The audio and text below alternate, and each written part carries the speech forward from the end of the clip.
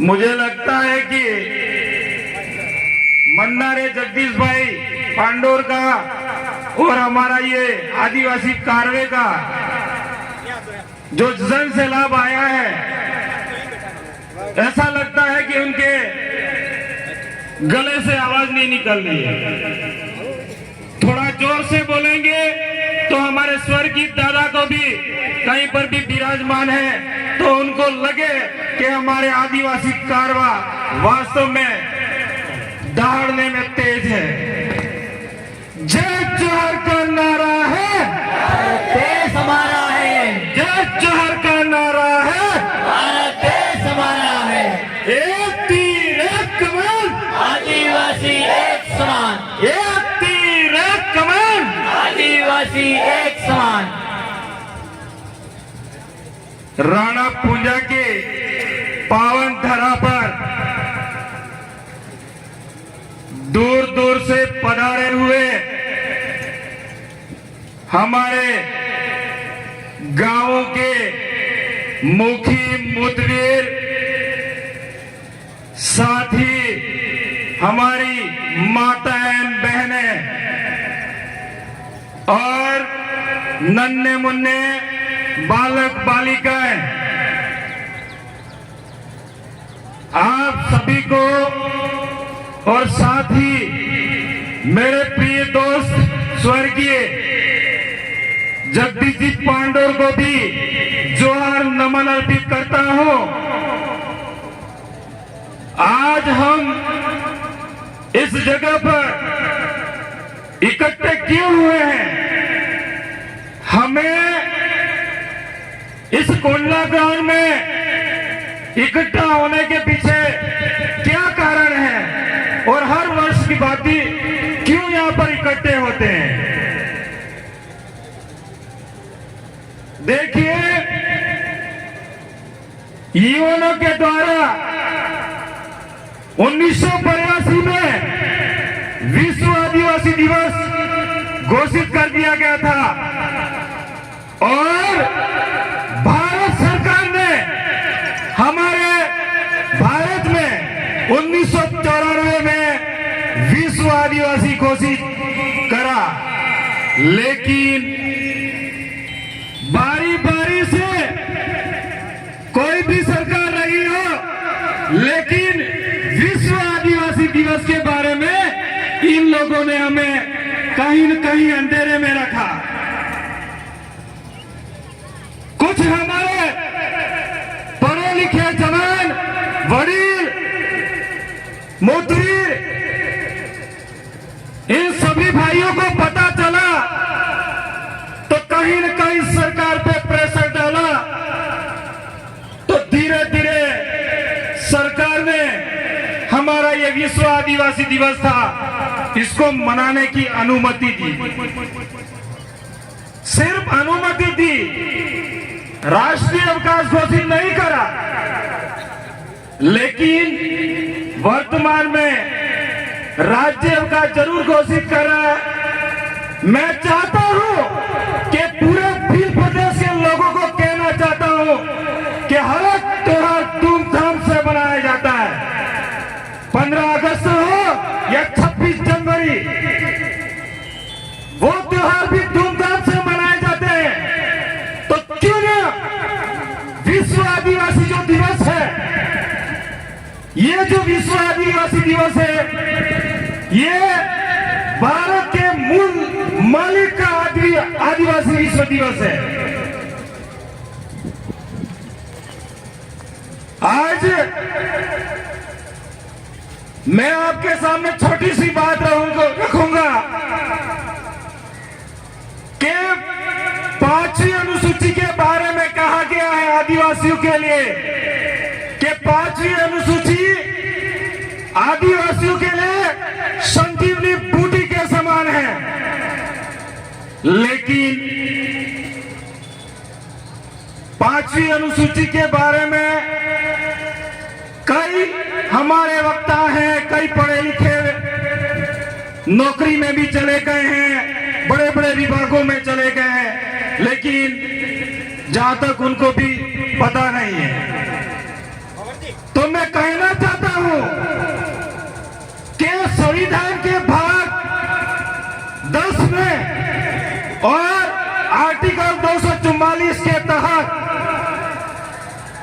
जो आदिवासियों को जो मूल अधिकार मिले हैं, वो मूल अधिकार मिले तो जरूर है, लेकिन किसी भी सरकार ने, भले कोई भी सरकार हो, बारी बारी से इन्होंने राज करा, लेकिन हमारे आदिवासियों के जो मूल अधिकार थे इन्होंने कभी नहीं बताए, हमेशा इन्होंने कागजों में दबा के रखा। अगर 5वीं अनुसूची धरातल पर लागू कर देते तो कहीं न कहीं आज जो समस्या पैदा हो रही है वो हमारे तीन प्रदेश में ये समस्या पैदा नहीं होती। 5वीं अनुसूची हमें कहती है कि जल, जंगल, जमीन इसका मूल हकदार होगा इस देश का मूल मालिक आदिवासी। 5वीं अनुसूची में लिख तो दिया, लेकिन कहीं धरातल पर आज तक लागू नहीं हो रहा है।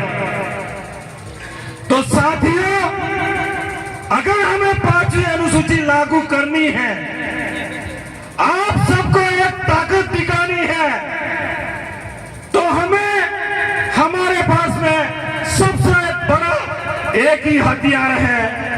वो हथियार आप सबके पास में सुरक्षित है और उस हथियार को आप 2023 में सही जगह पर इस्तेमाल करोगे। मुझे नहीं लगता है कि ये 5वीं अनुसूची और आर्टिकल 244 धरातल पर लागू होगा। हम सब मिलकर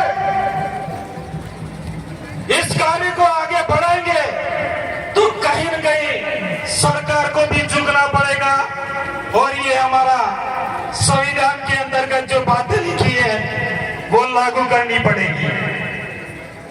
5वीं अनुसूची में तो यह भी कहा गया है कि जल, जंगल, जमीन का पूरा हक आदिवासियों का है, लेकिन आज आप देखते हो कि हमारे आदिवासी लोग कहीं पर भी जंगल में जाते हैं, हमारी देसी भाषा में किए कि वाड़ा करवा जो है, वाड़ा करने हम जाते नहीं है, लेकिन इन सरकार के द्वारा वन विभाग को एक अध्यक्ष का रूल दिया गया है और वन विभाग हमसे कहता है कि जमीन आपकी नहीं है, ये जमीन सरकारी है।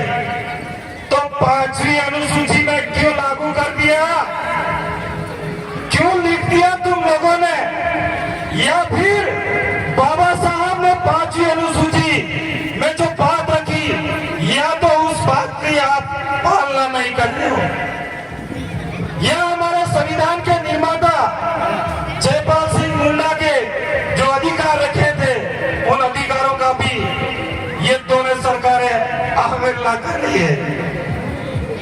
और मुझे तो ये भी लग रहा है कि ये सरकारें बाबा साहब और जयपाल सिंह मुंडा के द्वारा जो संविधान बनाया गया उस संविधान को ये मानने के लिए तैयार नहीं है। अगर मानते तो हमारे आदिवासियों के अधिकार धरातल पर लागू करते हैं। ज्यादा न कहकर अपनी बात को यही विराम करना चाहूंगा, लेकिन यहाँ हमारी नन्हे मुन्ने बालक बालिका जो आए हैं उनसे भी कहना चाहूंगा कि जब तक अगर आप लोग पढ़ोगे लिखोगे नहीं तब तक अपने अधिकारों के लिए लड़ नहीं सकते हो। तीर कमान हो या हथियार हो, किसी से भी लड़ाई नहीं लड़ी जाती है। अगर लड़ाई जानी जाती है तो कलम के माध्यम से लड़ी जाती है। कलम में इतनी खतरनाक ताकत है वो सरकार को भी हिला सकती है। लेकिन दोस्तों, पढ़ना तो पड़ेगा। बाबा साहब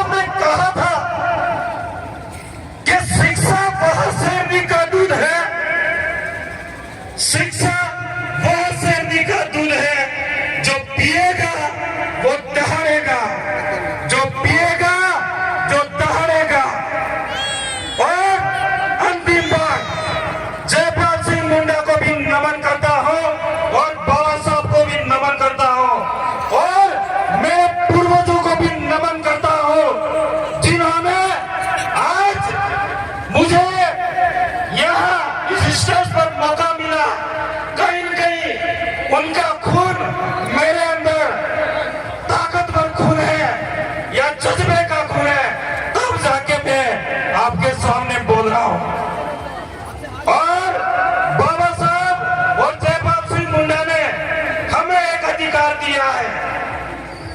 वह अधिकार है आर्टिकल 19(1), वो हमसे कहता है कि देश का राष्ट्रपति हो, देश का प्रधानमंत्री हो, या यहाँ का पुलिस प्रशासन हो, या कोई भी हो, बोलने का हमें अधिकार है।